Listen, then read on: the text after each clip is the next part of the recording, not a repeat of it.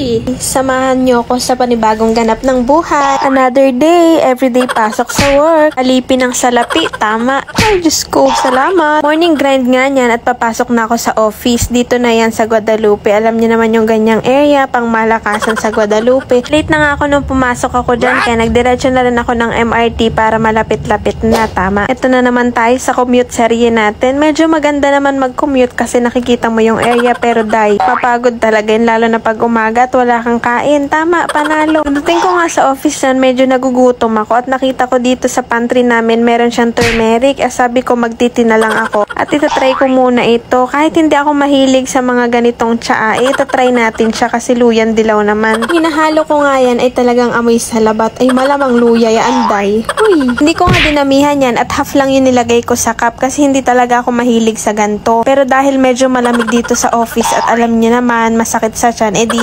nag-go na ako. At syempre, outfit check, nag-brown lang yan si tiya mo. At pagkatapos nga niyan gabi, hindi na ako nakapag-video. Dumaan ulit ako sa Guadalupe. Syempre, dun lang naman ang sakayan ko. At ayan nga, tumingin ako dyan ng mga beads. At tumingin ako ng beads dyan na pwede na siyang idikit. Ilalagay ko kasi yan dun sa mismong gown na gagawin ko. At dahil nga medyo maarte ang tiya mo, edi naghanap nga tayo dyan color red na bulaklak. At dahil wala akong makita nung gustong-gusto ko talaga at wala na ibang kulay, hindi na rin ako bumili kasi mahal yung isang piraso. Marami pa nga akong pinagtinginan niya na pwede kong kunin na style, kaso wala nga akong maisip kasi ang gusto ko lang dyan, it's either black, red, or gold lang siya. At medyo mahal din tong feathers kaya hindi ko na rin siya binili. Huy, alam nyo, mahilig talaga ako sa mga ganitong anik-anik kaya medyo nagtagal ako dyan at Diyos ko, bago pa ako makauwi, di ang ending, yan lang yung binili ko. Kinaumagahan nga dahil work from home ako ay naisingit ko ito at nag-iisip ako kung paano ko gagawin yung mannequin dahil wala akong mannequin dito sa bahay. At naisip ko din naman manghiram dun sa labas, dun sa mismong ukayan kasi meron dong mga mannequin na hindi ginagamit. Kaso naisip ko din na nakakahiya naman manghiram kasi syempre na hindi naman tayo kilala doon at syempre alam mo naman ang mga tao dito sa Maynila. Naiintindihan ko din naman sila kasi syempre mahirap ng pagkatiwala ng mga tao. Kaya ang ginawa ko na nga lang dyan, nanood ako ng mga tutorial sa TikTok, sa mga Pinterest, ganyan kung paano gumawa ng DIY mannequin. At ayan nga, medyo may nakita akong idea at ginawa nila yung tape. Syempre si tiya mo gaya-gaya, ganyan.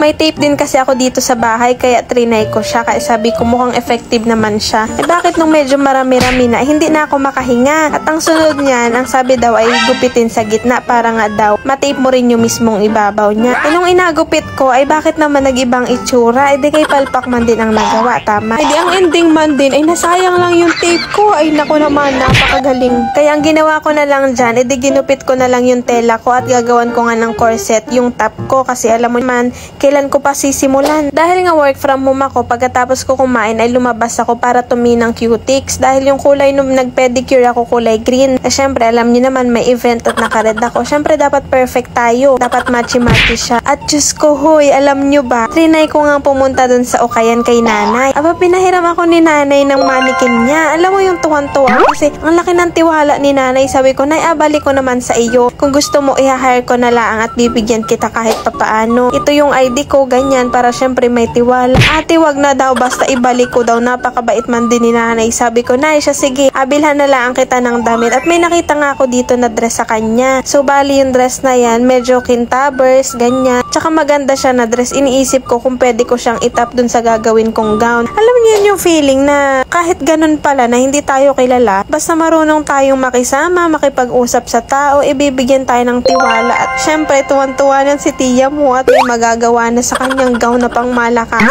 Niisip ko pa kung ilalagay ko yan kasi medyo maganda yung dress at medyo sobrang comfy niya suotin. Kaya iniisip ko kung ipapartner ko ba yan o yung mismong silk na lang yung gagawin ko. Basta gagawan ko yan ng paraan. Marami pala akong naiisip na design at sa sobrang dami, hindi ko na magawa kung anong uunahin ko, tama. Kaya nga habang nag-work ako dyan at wala pa namang client, abahay, tingnan nyo naman itong katabi ko, ay napakaangas. Paano tayo mag-work nyan, page? Nagbukas nga muna ulit ako ako ng laptop at nag-check ako niyan kung ano talaga yung panggagayahan ko ng design. Sa totoo lang, marami talaga ako naisip na design kasi yan talaga yung forte ko, yung mga ganyang design. Basta ang creative nung isip ko sa mga ganyan, kaya parang bet na bet ko yung mga ganyan.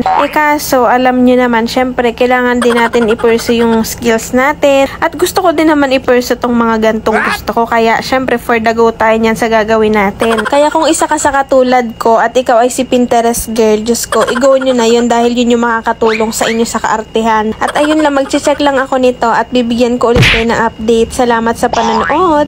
Sa susunod ulit!